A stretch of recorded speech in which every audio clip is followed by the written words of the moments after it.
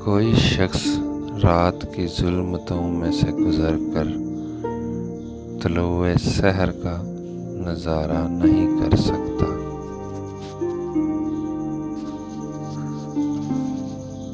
तुम्हारा बहुत सारा दुख सिर्फ तुम्हारा ही इंतखाब है।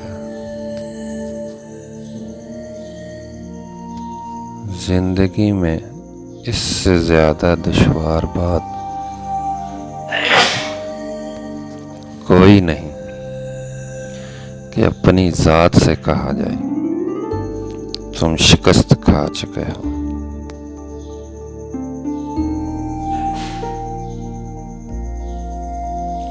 लोग मुझे पागल समझते हैं कि मैं अपनी ज़िंदगी को उन दिरहमों दिनार के बदले नहीं बेचता।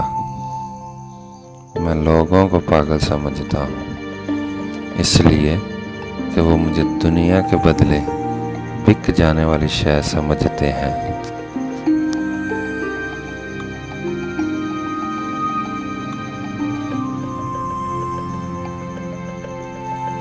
लोग चाय की थैलियों की तरह होते हैं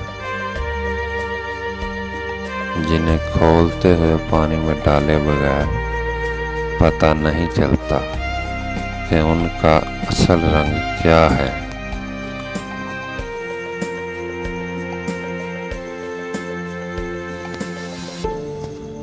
जिंदगी की हकीकत से बहुत संजीदा और ना बहुत रंजीदा हूँ।